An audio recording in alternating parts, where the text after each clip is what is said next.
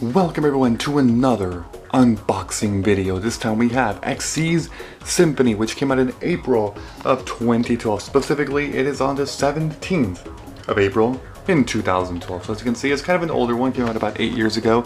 This one actually here is a first edition, as you can clearly tell. Alright, so if you don't already know, this deck in particular, this starter deck, was one of the least liked starter decks in the longest time. And the reason why is if you actually take a look at the contents, you will see that this was just like a lazy product. It was a lazy product because a lot of this was actually the same from a previous starter deck that came out approximately, not a whole year before, but I'm going to show you. This one here, I already unboxed it, but I still have it here. This was Dawn of the Xyz, which came out in 2011.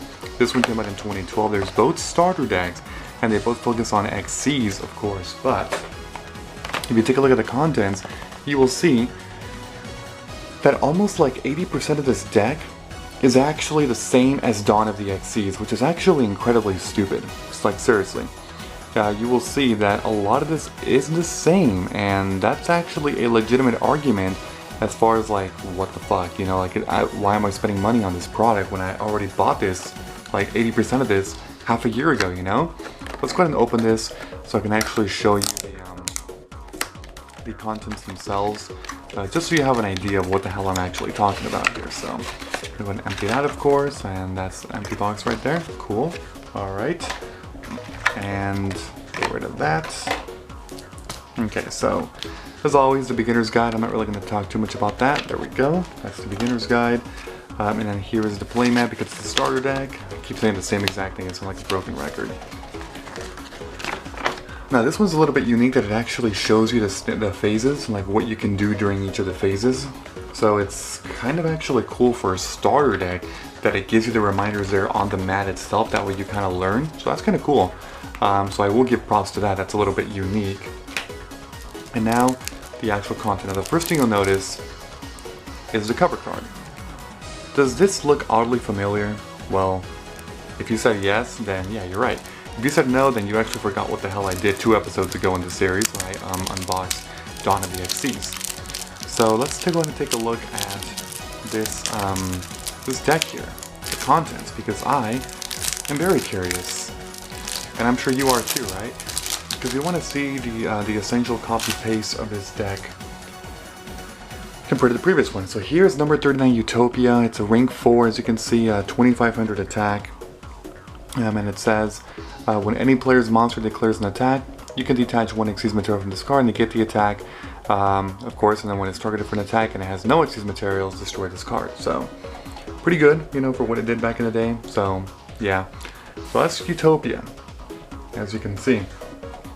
Now, one of the few things that is actually different in this deck is the different Xyz monsters. There's no more Granosaurus or whatever the hell, you know.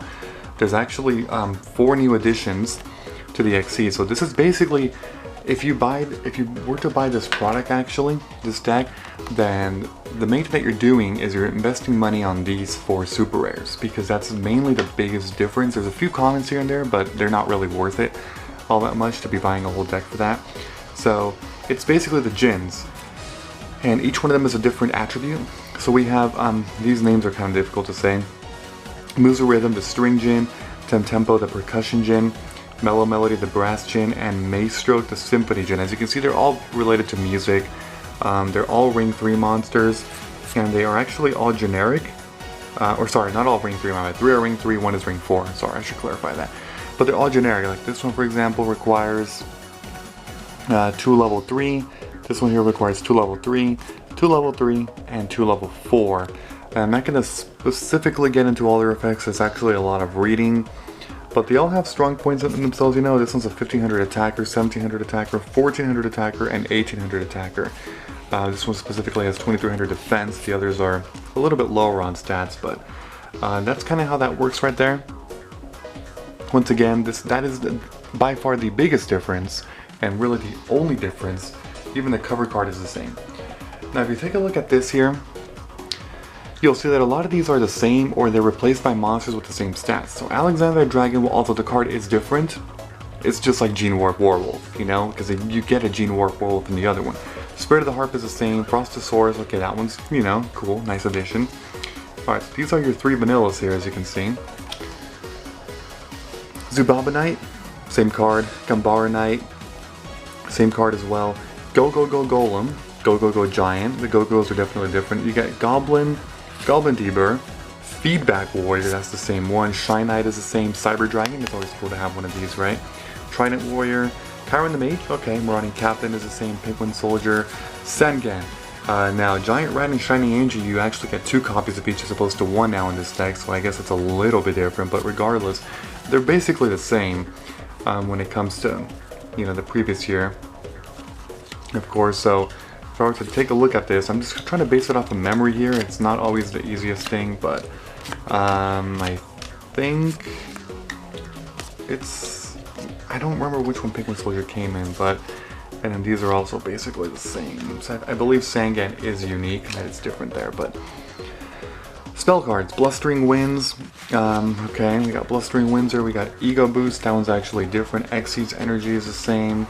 Star Changers, Swords of Revealing Light, and Mystical Space Typhoon and Fissure, I believe, are all the exact same. Gravity X Grarl, Reinforcement of the Army, Burden the Mighty. Alright, that's our spell cards right there. That one's actually really hilarious to me in the video games. It's actually very good against me. Heartfelt Appeal, Xyz Effect, Regeki Break, Trap Hole, Dust Tornado, Magic Cylinder, Draining Shield, Call the Haunted, Limit Reverse, and 7 tools. The other thing that's worth complaining about is that there's actually no Mirror Force in here.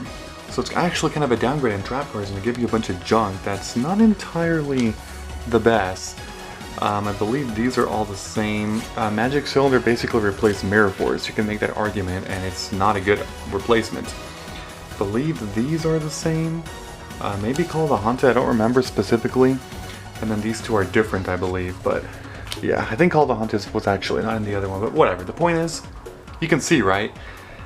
A lot of it is copy-paste, which is definitely interesting. But what really baffles me is more so this thing that they did when it comes to that specific card. Because if you want to sell a product, you at least have to have your cover ace monster be different and not have the same exact one.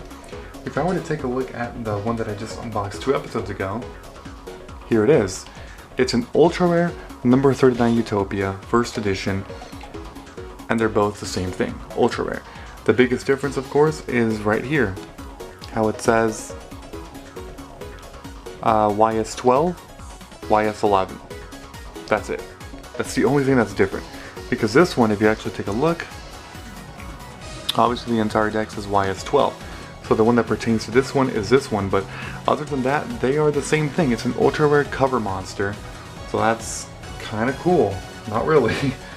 Yeah, so once again, I did want to unbox it regardless, just to kind of show you as far as what I'm talking about. It's overall a pretty good starter deck. It does have some junk cards, don't get me wrong, but actually some pretty decent effects all around. That's cool, but it would have been nice for them to mix in some different effects here and there, not just, you know, rinse and repeat the same stuff. So that's about it. As always, leave a like, leave a comment, what you think of the starter deck, and leave recommendations on which I should be unboxing in the future. So if you enjoyed this episode in any way, of course, be sure to leave a like. I appreciate it very much. Thank you. And as always, I will see you all next time. Bye-bye, everyone. Have a great and a fantastic day.